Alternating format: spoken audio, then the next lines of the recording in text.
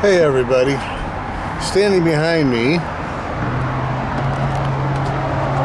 we've got two Harley-Davidson motorcycles. Yes? Anybody who knows anything about Harley-Davidsons can agree that these are two Harley-Davidson motorcycles, right? This is a fact. They are made by a company called Harley-Davidson. Yes? Now let's all agree that Harley-Davidson, since its inception, since its first concept of it's going to be a motorcycle in 1903, stands for freedom. The freedom of self-expression, the freedom to ride and go wherever you want to go on your own vehicle, by yourself, or maybe with one other person. Not your whole family unless you put a sidecar on. The motorcycle itself is you and maybe one other person. That's it.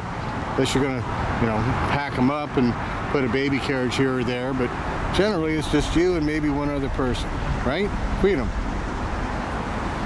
At most 3 people. Can't ride legally 3 people today. About years ago you could. So, what exactly is freedom? Our ancestors went to war with the King of England to get rid of a dictatorship, to get rid of forced religion. Okay? You had to be of a specific religion at the time of the American Revolution, according to the edict of the King of England. We went to war to have freedom of religion, which also means freedom from religion, not to have religion forced down our throats. Okay, we fought a revolution, and we won. When we only won because of the help of France. Washington and the French fleet pigeonholed Cornwallis and got him to surrender. And we won. And then we had a civil war. The South, if you read their succession papers, you actually bother to read, seceded from the Union because they wanted to have slaves for their plantations. And even though in the North at the time, slavery was legal, we went to war with the South to free the slaves and to preserve the Union. Because Lincoln knew together we're stronger. You follow? Today, we are still having the war between the states over the white boys and everybody else. Trump is white supremacist. Trump is, you gotta bow to me and pledge loyalty to me above the U.S. Constitution, okay? I'm sorry, that's not how it works. My grandfather fought in World War II, in Indochina, in the worst of the worst, to help preserve democracy for everybody. And he was lucky. He came through, he didn't get hurt or killed. A lot of guys didn't make it. When I grew up, we pledged allegiance to the United States of America, not to Trump, not to white supremacism. And in that pledge, you are vowing to protect this country against all enemies, foreign and domestic. Foreign and domestic. Trump is an enemy of the United States of America. He's an enemy of freedom. What is freedom? The right to love whoever you want, regardless of their gender. The right to marry whoever you want, regardless of the gender. The right to have sex with anyone you want as long as it's a consenting adult.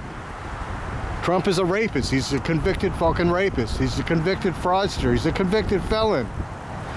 He can't even join the U.S. military legally. You want him to have the nuclear codes? He almost destroyed this country once. He had the vaccine 24 hours after COVID's genome was announced. All he had to do was get on the horn and go, dude, this shit's fucking contagious as fuck. Everybody stay home. We're going to the Manhattan Project for the vaccine. You all have your vaccine in a month. That's all he had to do.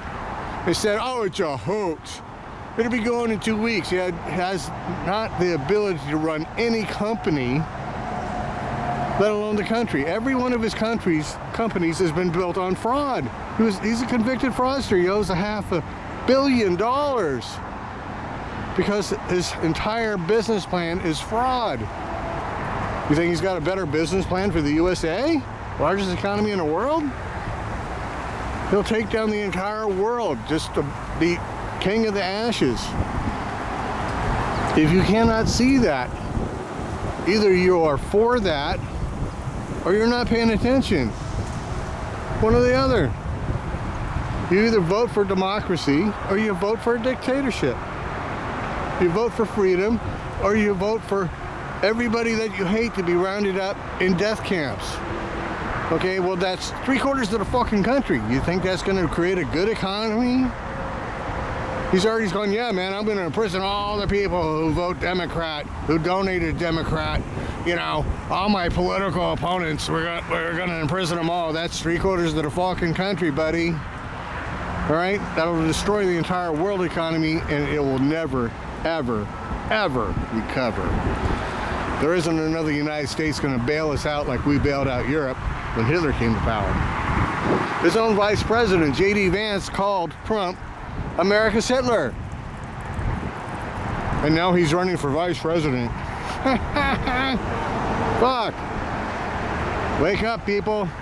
It's do or die. November 5th. It's do or die. We vote for the life of the world. We vote for clean air, clean water, food that we can eat. Or you vote for death. It's one or the other. Trump comes to power and does what he says he's going to do, be a democracy. The blue states are going to revote. It's going to be civil war. You really want to go kill your friends and neighbors? Is that really what you want to do? Seriously? You need to vote blue. Your life, the world depends on it. Wake up. Bye-bye.